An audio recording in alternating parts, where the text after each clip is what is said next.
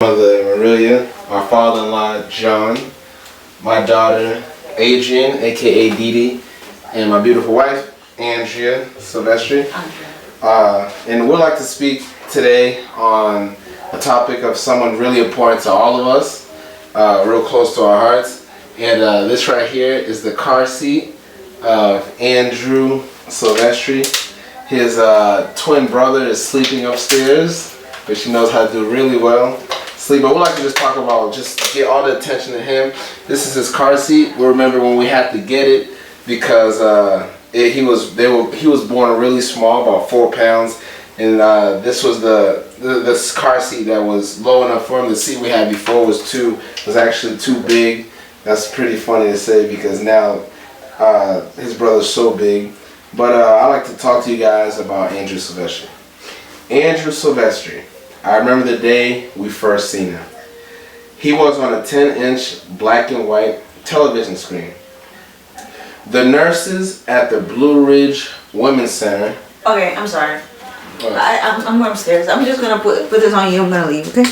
Okay, that's good. So you recorded you being there, so you could put it on me. Yeah. Yeah. So at least you was in the thing. You know. You want the car seat division there? Yes, leave it right there. So you can't put your feet over there. It's gonna show.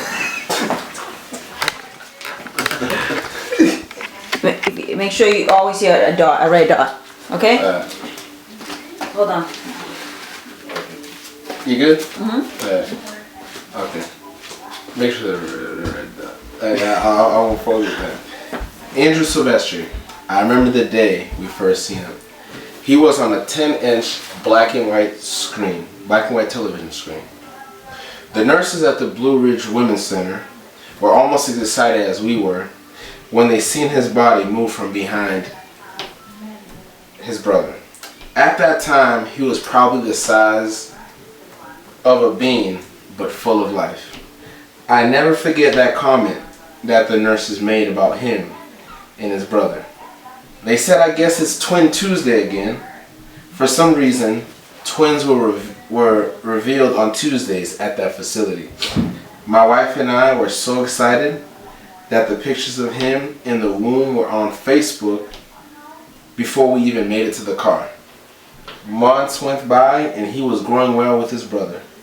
Mom's stomach was stretching forward, making space for him to grow. At 24 weeks, I guess him and his brother felt like it was time to appear to us, but the doctors were able to keep them in the oven for some more baking. Andrew and Aiden didn't take long, but 10 weeks later made it clear that they were headed out. I guess his brother was more anxious than he was because Andrew stayed back an hour after Aiden came out.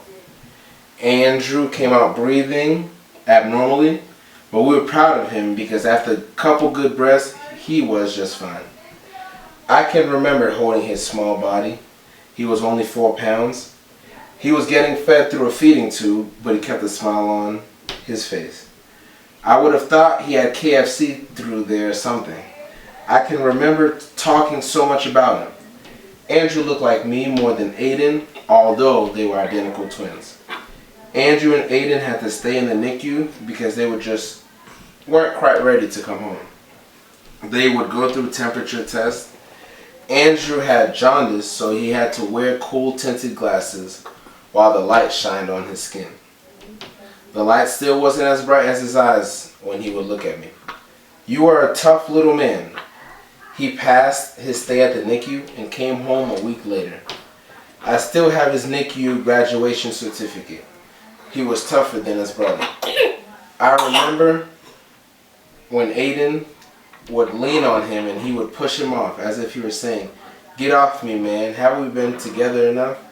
He would wake up every 2 hours on the dot and make it loud and clear that Similac should be hitting his taste buds or else the whole house would be awake. I can't forget the diaper changes. You grew up so quick. 2 months went by and you gained weight quick. You look like a cute teddy bear. That one Saturday he decided to go. He didn't say goodbye, but what should I expect? We need to be tough and strong like he was.